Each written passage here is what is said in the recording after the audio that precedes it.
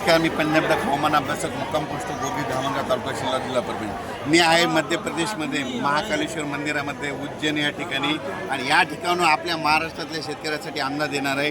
सर्व शेतकऱ्याला सांगू इच्छितो की महाराष्ट्रातल्या आता यामध्ये 4-5 दिवसामध्ये ज्यांचं सोयाबीन काढणीस आलेलं आहे त्यांनी तुम्ही काय करा, सोयाबीन काढून घ्या, कारण की राज्यामध्ये 6, 7 आणि 8 तारखेला आपल्या महाराष्ट्रामध्ये पाऊस येणार आहे, म्हणून हा अंदाज लक्षात घ्या। त्याच्यानंतर MP मध्ये मध्य प्रदेशमध्ये देखील 6, 7, 8 दरम्यान MP कडे देखील पाऊस पडणार आहे, म्हणून मध्य प्रदेशतील शेतकऱ्यांनी हा अंदाज लक्षात। सर्व शेतकऱ्याला सांगू इच्छितो की राज्यामध्ये आतामध्ये 1 तारखेपर्यंत हवामान कोरडं राहणार आहे, म्हणून हा अंदाज लक्षात द्यायचा। पण राज्यामध्ये 2 तारखेला आपल्या महाराष्ट्रामध्ये भाग बदलत पाऊस पडणार आहे, म्हणून हा अंदाज लक्षात घ्या।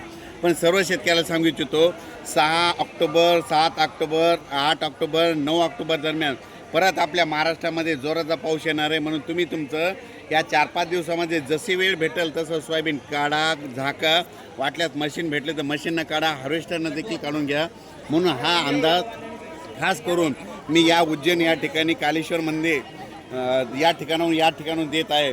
म्हणून सर्व शेतकऱ्याला सांगू इच्छितो की तुम्ही काय करा, त्याच्यानंतर राज्यामध्ये आपल्या 23 ऑक्टोबर, 24 ऑक्टोबर, 25 ऑक्टोबर दरम्यान एकदा पाऊस येणार आहे, म्हणून हा अंदाज लक्षात द्यायचा।